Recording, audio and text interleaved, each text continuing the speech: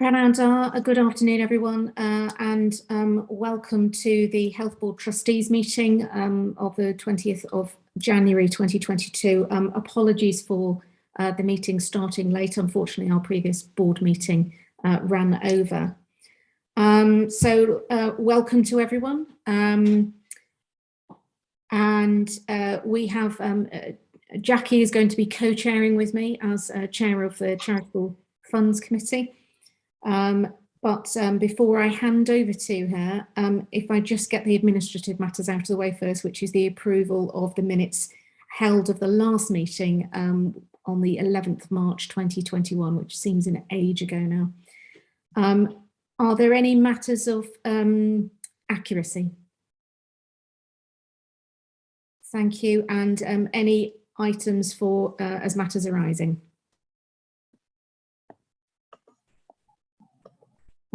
No, okay, thank you very much. In which case, at this point...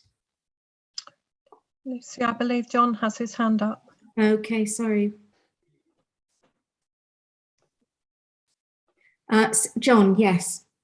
Thanks, Lucy. I wasn't sure whether to raise it as a matters arising or in the substantial report, but in the minutes on page 2, it references the fact that my name was spelt wrong in the last account. It's been done again, and this is something like the third or the fourth year where I've raised it and my name is spelt wrong in the account.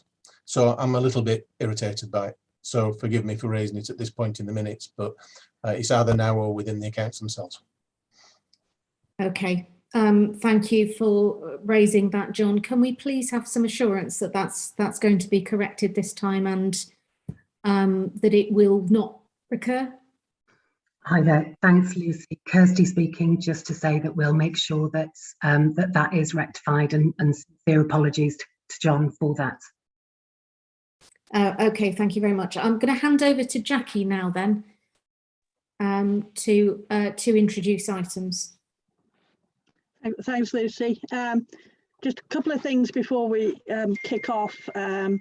So first of all, I'd like to say a big thank you to Kirsty and all of her team for having yet another exceptional year to work through in terms of this work and everything else. It's very much appreciated both by all of us on the board, the trustees, the patients, the staff who have benefited from the work that you do. I'd also like to thank Wales Audit Office for all their support over the year. And just one final point, when we get to the strategy document, it'll be worth noting the Charitable Funds Committee have as yet not approved the strategy as it stands, and that was because we had to step down the last meeting. But it was felt that the items that are contained within the presentation today are worth sharing with you as a draft, and to say that we'd appreciate any comments that you want to send forward to us to help us complete that work.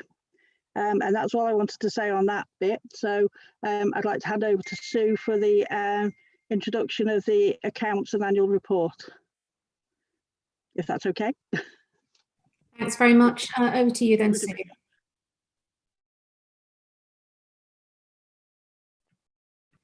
You're on mute, Sue. So we are having a bit of an issue today, aren't we, with technology. So Tim Woodhead is here today. He's our Finance Director for Operational Finance, and he's going to present the accounts for the charity. Thank you. Yes, thank you, Sue. I'll take the report as read. These are the annual report and accounts.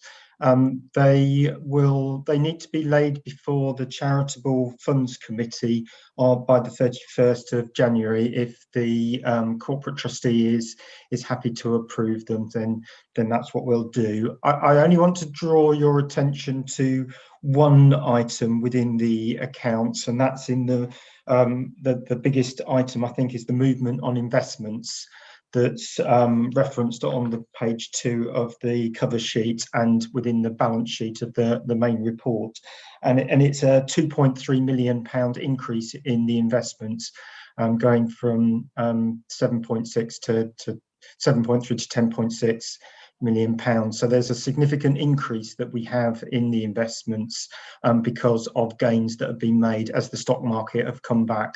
That will become important as we look at the strategy document in future. So I just referenced that. Otherwise, I will take the rest of the report as read and happy to try and answer any questions. Although I probably need to reference Kirsty for anything on the annual report, but happy to take anything on the annual accounts.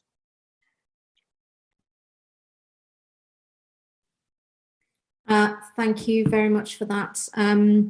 I should actually have said at the beginning of the meeting, so sincere apologies, but we do have our Welsh translator here again for us. Thank you very much, Anne. And so if people would want to speak in Welsh, they have the ability to do so using the interpretation button at the global icon at the bottom of your screen. If you switch that to English, and then we can continue with the meeting. There is instructions in the chat as well. Handing back over now to Jackie. Thank you. Sorry, Lucy. I just wanted to add, in terms of what Tim just said, that our Wales Audit Office colleagues are here as well, who will present in the next appendix. But I suspect they'll be able to support Tim as well in terms of questions. Thank you very much.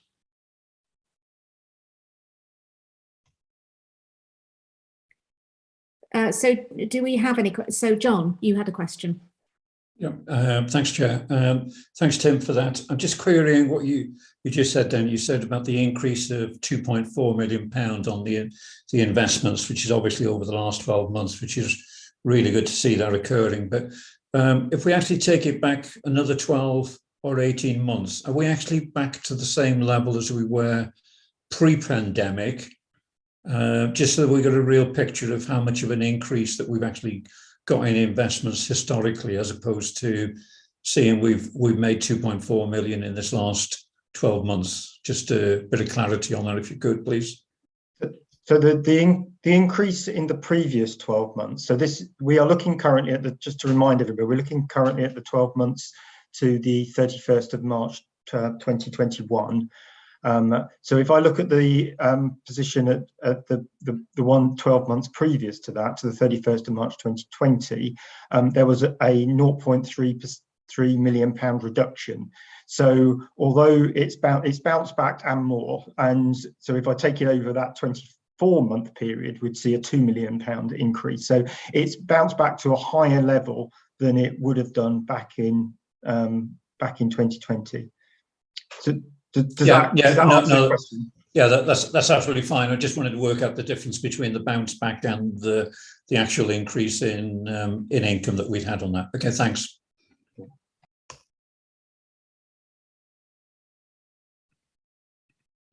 Okay, thank you very much. Are there any other questions or comments?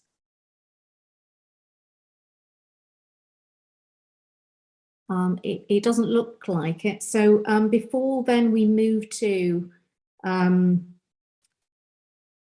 actually approve the annual report and accounts and note the audit of accounts report issued by Audit Wales. Is there anyone for, apologies, I don't know who is here from Audit Wales, if there's anything that you would like to specifically highlight to us? Yes, I'm here. I'm the audit manager who's been in charge of the audit. If I can have a few words, if that's possible. Thank you. Of course, Michelle. Okay, thank you. I think as hopefully you've been able to read our audit of the account report, which basically states some of the items that we have to report to you following our audit. I can say that we have completed the audit and we are planning on signing the audit opinion tomorrow, the 21st of January, subject to receiving the kind account from yourselves and the letter of representation. There have been numerous amendments made to the account during our audit, and there is an item within our report that refers to the quality of the draft account which we initially received. the accounts were prepared initially by a contractor, I understand, and we found there were problems with them, and they have been redrafted during our audit. I think I'd say that the finance team worked really well with us to produce another set of accounts, and then to enable us to complete our audit within this time scale. So I just wanted to bring that to your attention, but very happy to take any questions. Thank you, Michelle. Tim. Yeah, so recognise what Michelle says. There was some initial issues that we had. I mean, without going into any detail, then what we've done is that we were relying on a contractor over the period of time, a period of time which produced the initial reports. We've now appointed somebody into a permanent position that will take forward the accounts for future years, including next year, and obviously in plenty of time, and they will take up post next week. So that has been sorted out. So yes, so there were a few issues. A lot of the finance team came together to make sure that those were rectified, and we've now got to a position where we're comfortable with the accounts. Thank you for that, Tim. Can I just confirm then that the additional resource then, it has been approved as part of the budget? Presumably it's in this last year's budget, not in this. So this is always budget that was always available within. There's no new resource. There's no additional cost, if you like, to either the charity or to the organisation. So when I say additional resource, I mean other people within the finance department were supporting, and this was a post that was always within the structure, within our structure. It was previously filled by a temporary member of staff and is now filled by a permanent one as from next week. Okay, thanks for the clarification. Jackie. I was just going to make the same clarification that the previous charity accountant had moved on within the organisation, and this was just their replacement. Okay, thanks. So if there are no other observations or comments, are we in a position then to approve the charity's annual report and accounts and note the audit of accounts report issued by Audit Wales? Yes, thank you. Yes. Yes. Yes. Thank you very much, everyone. In which case we then move on to the next item on the agenda, which is highlights from 2021-22. Thank you, Lucy. So if it's okay with everybody, I'll just introduce Emma, who's our digital and data manager, who'll be doing the next presentation. Just so that everybody's aware, I'm Kirsty Thompson, the head of fundraising for our LAS. And I just wanted to say before Emma commences, on behalf of the whole our LAS support team, just a huge thank you to Jackie and all the members of the Charitable Funds Committee who've been so supportive throughout the year. Also take the opportunity before Emma begins to thank all of our charitable partners and all of the charity supporters and volunteers for all that they've done throughout this year, and to also thank our colleagues who are obviously the beating heart of the charity, but also thank our support colleagues, so those in estate, communications, finance, who do so much to support, to help with the charity as well. And just take the opportunity to welcome Helen Stevens-Jones, who is both mine and Emma's new line manager. So welcome to Helen Stevens-Jones, who's joined, as everybody knows, as the Director of Partnerships, Engagement and Communications. So over to Emma. Thank you very much. Thanks, Kirsty. As Kirsty said, my name is Emma Jones. I am the Digital and Data Manager in the OLR support team. I'm going to take you through some highlights from 2021-22.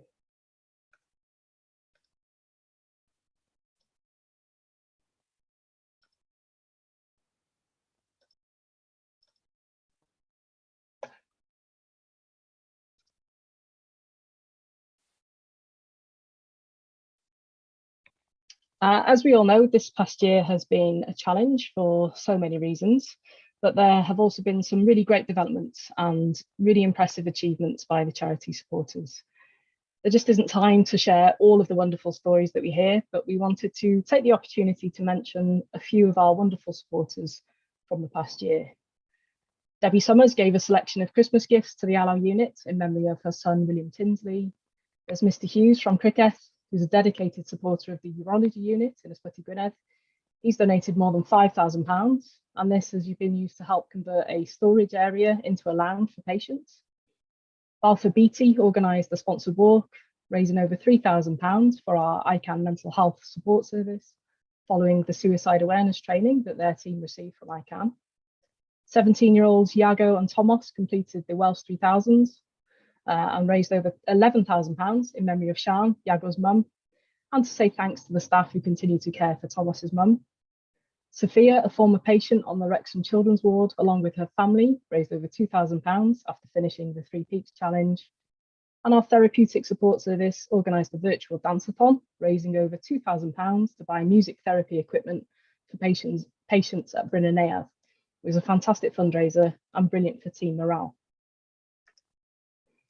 So moving on to what has been funded thanks to this amazing support. This year has seen new innovative equipment being purchased, including a Rita. This is a reminiscence interactive therapy activity system, a state-of-the-art digital therapy system to help elderly patients with cognitive impairments such as dementia. Grants have also been given to fund bladder scanners. This is a popular request from across different wards because it really helps both patients and staff to have this additional, much-used piece of equipment to hand. Bereavement support and a medical education fellowship continue to be funded thanks to the COVID-19 appeal. The public access defibrillator project, Keep the Beats, is ongoing too. A new cardiac diagnostic vehicle fitted with advanced technology is now on the road, so clinicians can travel to see vulnerable patients. They can diagnose and perform assessments in the community instead of on hospital sites. This has been a really welcome addition for the teams that use it. And fundraising for more new equipment like this to help reduce the pressure on our district general hospitals continues. We have been really fortunate to benefit from some excellent local and national media coverage this year. Kirsty provided a comment piece for the Daily Express NHS birthday coverage. Our T. Croeso appeal was selected to feature in the Sun's National Christmas appeal.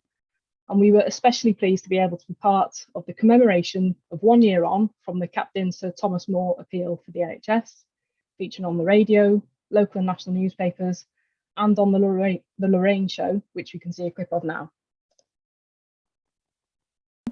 After a look at what's happened to just some of the money that was raised.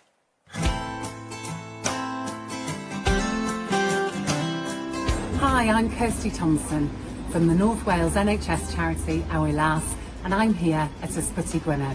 I'm a neonatal physiotherapist. I work with premature babies. We were fortunate to obtain charity funding for 10 Zaki hugs for our babies. A parent will place the Zaki hug against their skin and it will absorb their unique smell. So when a parent leaves the unit, the Zaki is placed gently onto the baby to cradle and hug.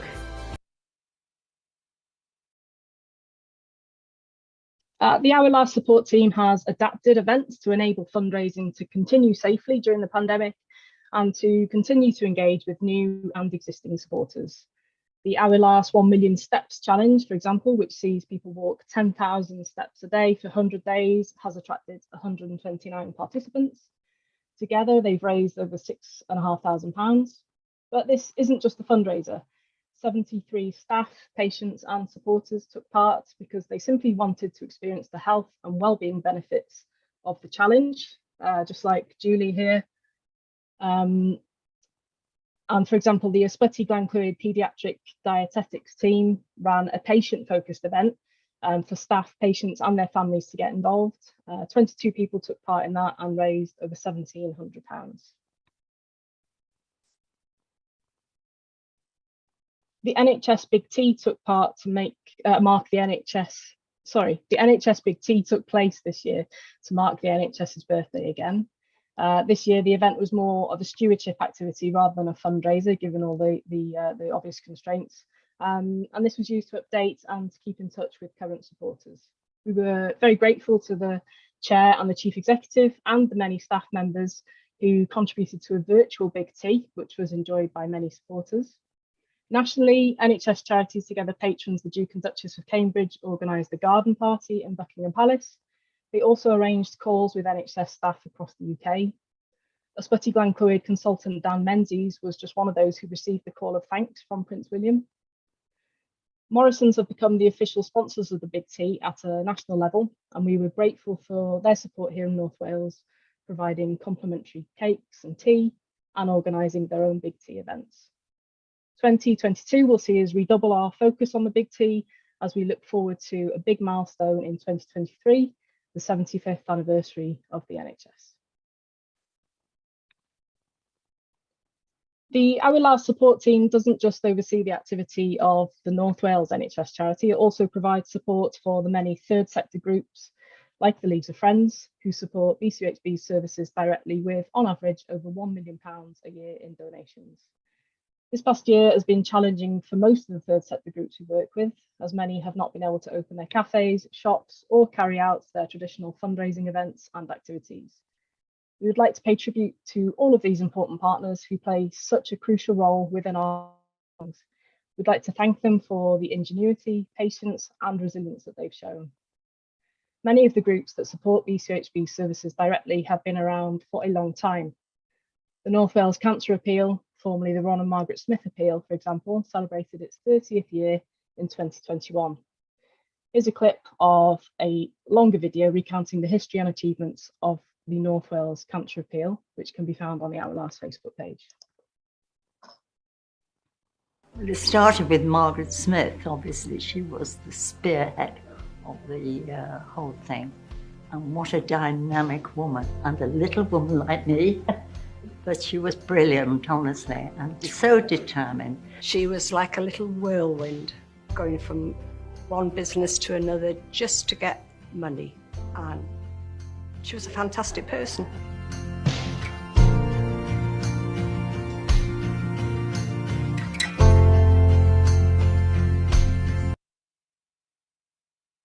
As I said, that clip, that video really is worth watching. You can find that on the Our Last Facebook page in full. And to round off 2021, we ended with the wonderful Light Up Christmas event.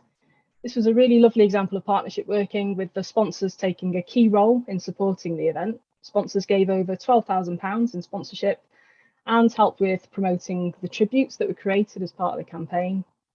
Bangor City Council and the Friends of Bangor Garth Pier took a leading role in the organisation of the event as well. Local group, the Bangor Seroptimists, chose to support Our Last again, this time supporting the cost of a defibrillator on Bangor Pier. Over 2,500 people attended the launch night of the lights display, and a partnership with Live Tech, a local digital company, saw the development of a new tribute screen, which was a screen displaying the very moving tributes created by the community on a large scale at the pier. Unfortunately, due to COVID restrictions, the tribute tour, which was scheduled to visit some of our hospitals, has had to be postponed until March. But we're hopeful that we can combine this event with sharing stories from the upcoming book, Tales from the Pandemic, which is an arts and health project that Our Last commissioned in 2020. So the tribute tour in March will give us all something to look forward to in the spring. Here's a small insight into the magic of the Light Up Christmas event.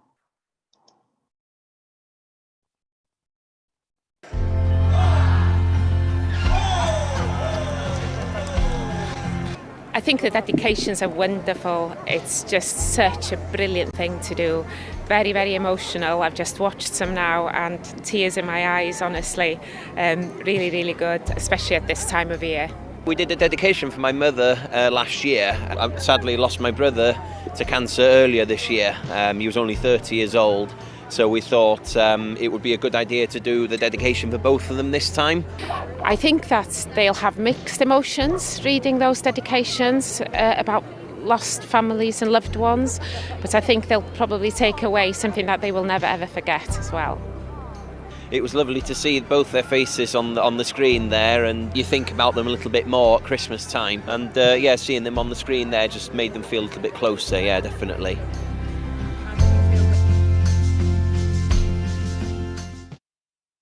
Really lovely event that we're hoping to build on in future years. And that brings us to the end of the short presentation, just showing you some highlights from 21-22. Thank you very much.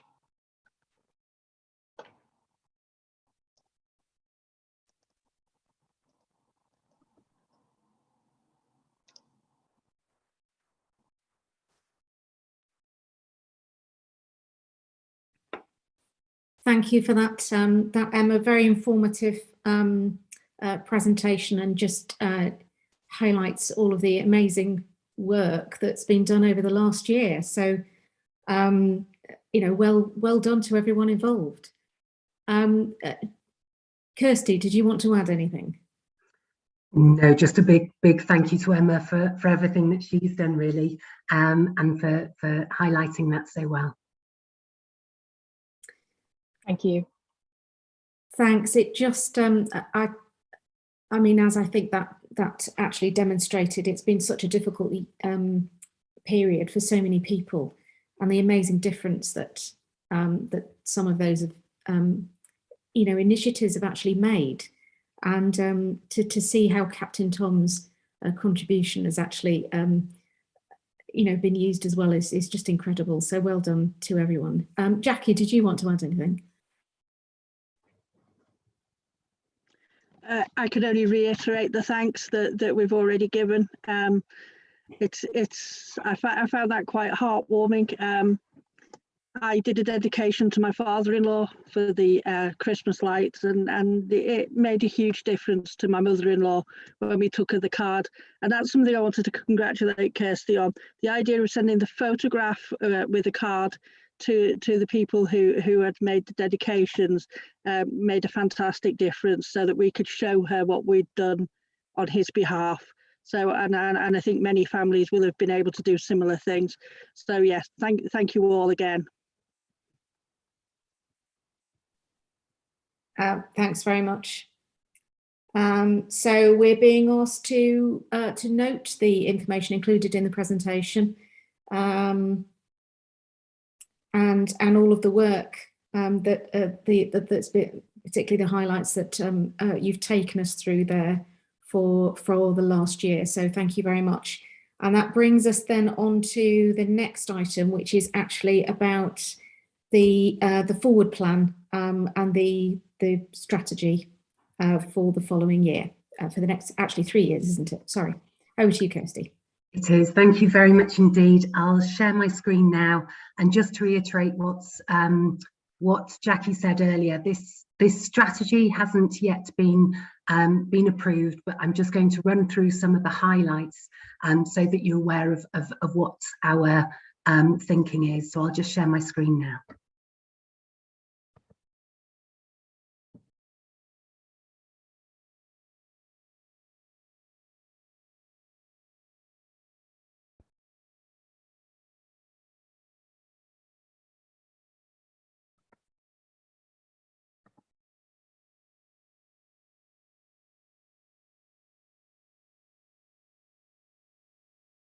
Okay, so obviously Emma's already shown how busy we've been operationally over the past year, but we've also been very busy, developing the charity's 3-year strategy.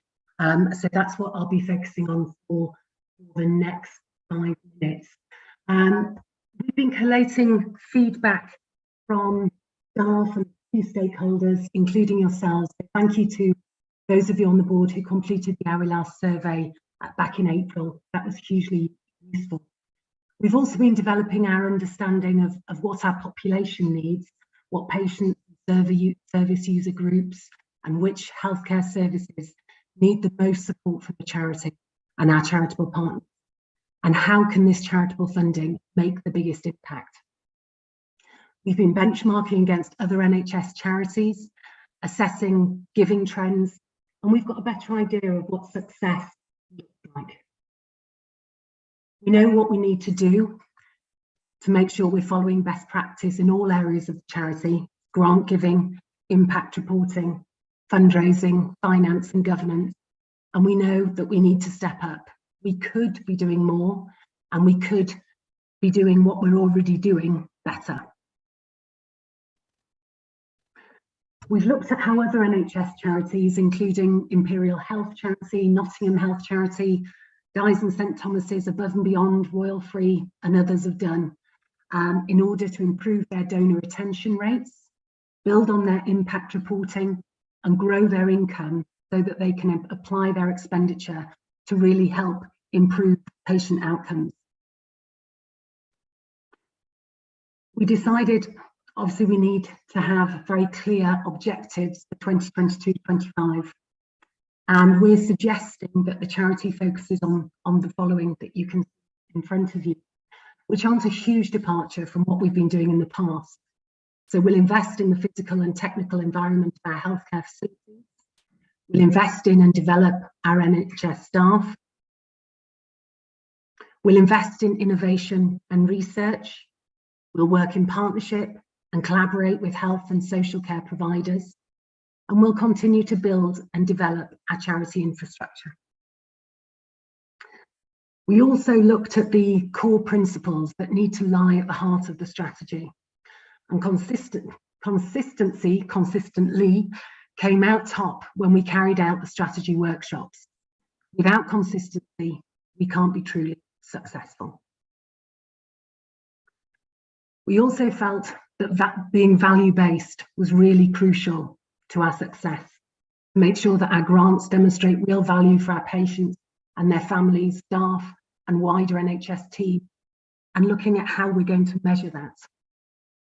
Being evidence-based and open-minded is also key to what we do moving forward. We felt for a charity with such a broad remit, there needed to be priority-focused charity strategy. Early intervention as a strategic priority is purposefully broad, so it can be relevant to and encompasses all patient and service users, hospitals and community services. The charity will provide grant giving and proactive fundraising campaigns to benefit programmes which make sure action is taken at the right time by either specifically helping patients to access diagnosis, support, care and treatment in a more timely way, or by helping to build long-term resilience in our local communities. We believe from 2022 to 25, impactful, structured, strategic grant giving needs to be central to everything we do as a charity and as a charitable support team do. We'd like to set ambitious expenditure goals for 2022 to 25. And these that you can see on the screen now are the pledges that Awilas is aspiring to achieve. These goals are not definitively set. The actual expenditure may be in excess of or under these specified targets. These goals will obviously be monitored. First of all, they need to be approved rather, but then they'll be monitored and they may need to be adapted during this year period. In order to be able to achieve this, we will need to crystallise investments. So some of the investments that we discussed earlier, and Paul Mathias from our investment management team, Brewin Dolphin, is here as an observer today. We'll also encourage fund advisors to allocate existing designated funds, so funds that have already been given to specific wards and departments. And we're also planning to ramp up our fundraising efforts. As I mentioned, we've taken advice from our investment managers who are observing today, and should anyone have any questions regarding the suggestion to crystallise some of the investments over the next 3 years, we can either take those questions later or at another time. We've also sought guidance from an external expert and a non-executive director from English Health Trust, who chairs his trust's Charitable Funds Committee. And we're currently having the proposed strategic and operational plans reviewed by another external expert who is a founding member of the Institute of Fundraising. So the current review of the draft strategic and operational plans, we're hoping will be completed by the end of February. ensuring that plans can be submitted to HR next month, and that the strategy can be approved at the March 2022 Charitable Funds Committee, if not sooner. So thank you again for your time today and for all the support everyone's shown for both the charity and for the charity support team over the past year. And we'd of course welcome any questions that you have. And I'll stop sharing.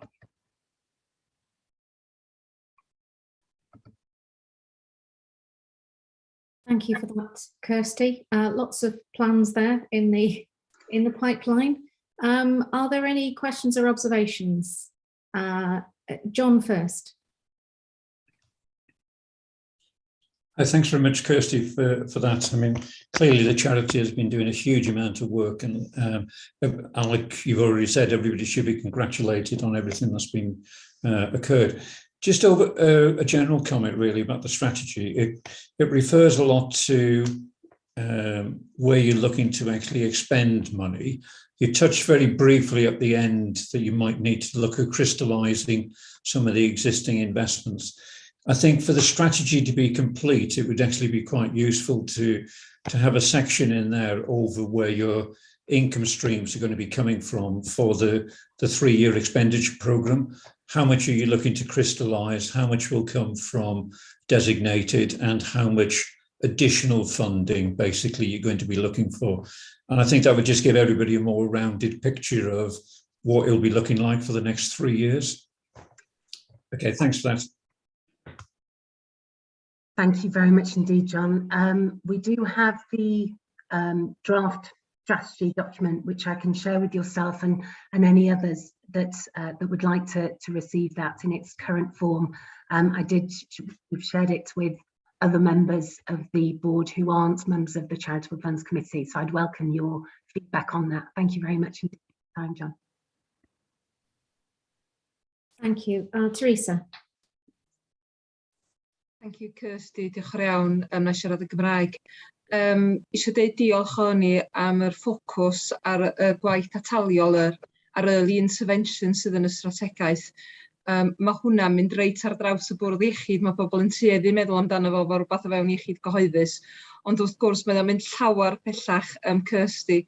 A dwi'n ddiolchgar, ond dwi hefyd yn teimlo fod o'r ffocws iawn i'r poblogaeth yma yn Gogledd Cymru gan fod ni'n dod allan, wel, gobeithio fod ni'n dod allan o'r pandemig hefyd, a bod a rhaid mi ddeud diolch i chi am edrych o ran yr ochr anghenion a asesu anghenion wrth chi ddatblygu'r strategaeth. Dwi'n meddwl bod hynna wedi bod yn rhywbeth pwysig tu hwnt ac yn dangos aeddfedrwydd y gwaith da chi'n ei wneud. Ond beth bynnag, hoffwn i ddeud diolch i chi gyd am y gwaith sy'n cael ei wneud gan bawb o fewn yr elusen. Diolch yn iawn. Thank you. Diolch, Teresa. Okay, thank you very much. Medwyn. Thank you. It's nice to end a long day on a very positive note. Thanks for that presentation. It was a bit enlightening.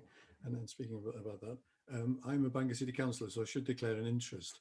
The Lighting Up Christmas event was a massive success, not just for your charity, but for the city of Bangor. It brought the community together in a way that no other event could. And I mention that because is there not a possibility to roll this out further across North Wales with all the various seaside locations we have, piers? I just put that out there as an idea because it's more than just raising money, isn't it? It's about bringing people and communities together in partnership. And on this occasion, not working with a local authority, but actually working with a community council, which I think is superb. Thank you very much. Diolch yn fawr. What I would say is absolutely we would love to roll this out further, and the reason why we were able to set up Light Up Christmas on Bangor Pier is because of the relationship that we've built up over years with Bangor City Council and more recently with the Friends of Bangor Pier. So it's been a brilliant joint partnership working exercise. And in terms of moving forward from there, we are keen to replicate it elsewhere. We didn't want to go too big too soon. We had intended this year to take the tributes that you saw there on the pier, to take that to the buildings across North Wales. So really get it out to the community hospitals as well as district general hospitals and other healthcare settings. We weighed up the risks and decided that we should postpone it. We're looking forward to doing that in March. And in terms of looking forward to this Christmas, what we are looking at is things that staff are already doing in some of our community hospitals, and seeing if there's any way that Light Up Christmas can add value. Certainly in Mould Hospital, the team there deserve huge credit for what they've been doing, which is putting baubles and lights on a tree, very much in the spirit of, but very separate to, Light Up Christmas. That's something that they've been doing, and we'd love to be able to, wherever possible, add value to what staff are already doing, and also be able to develop those links like we have done in Bangor elsewhere. Certainly very keen to do so in a way that doesn't get in the way of what other important local charities are doing. We do know that the idea of putting lights on trees, etc., is very popular with hospices, in particularly not just here in North Wales, but across the UK. So we're keen to make sure that we're not treading on other people's toes, but doing things that certainly the staff and local communities can get behind. So thank you.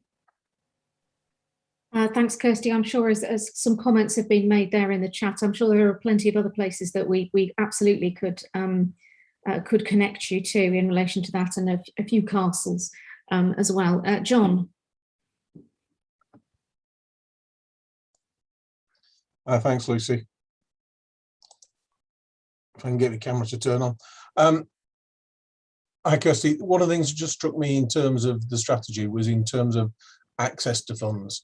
And what I mean by that is that I'm aware that I know you publish details of how areas of the organisation can apply for funding for various things, but I still hear that people don't know how to apply. So surely part of the strategy has to be about expanding that access to apply for funding, and I'm not sure that comes out in the document. So I just wonder whether you've got a thought around that, or whether you see that as a gap in what you're doing. I couldn't agree more, John, that it is a gap in what we're doing.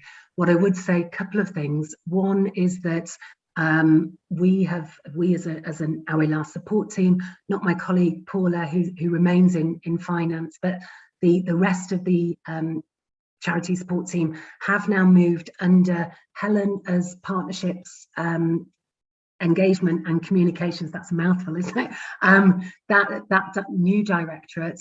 And even though Helen's only been here for a few weeks, around a month, already we're seeing a difference in terms of working more closely with our communications colleagues and others within the directorate to make sure that the messages from the charity are being better shared both internally and externally. In addition to that, we are using some funding that we already had to bring in a new communications officer, who will hopefully be joining us, in February, but it's likely that it will be March. But just so that you're aware, that is, I'm sure she won't mind me saying, a local former journalist who has won the Wales Journalist of the Year in the past. So we are looking forward to having more capacity within the team, or more specialism within the team, to help with better communicating the key messages, particularly around grant giving and the ability for people to access grants. Because, as I said in the presentation, grant giving and the application or applying for grants has to be absolutely central to what we are doing. In the past, it hasn't necessarily been, but in the future, it absolutely will be. So the way that we communicate with staff will be changing in the future, but recognise that it is an issue that we have currently. Thank you. Okay, thank you very much for that. And yes, I'm sure Helen will bring some real benefit to that piece of work going forwards. So I can see there's no other comments or observations. So at this point, I'll wrap up and thank you very much, Kirsty, and to the team for all the work that you've done and your plans going forwards. As you say, that the proposed strategy will be coming to the next Charitable Funds Committee. Is there anything you'd just like to quickly say in closing, Jackie? No, thank you. I think we've said everything we need to. Actually, Kirsty, would you, if we could send out the draft documents to all the members, I think it would be worth having input from everybody before the next charitable funds. Thank you.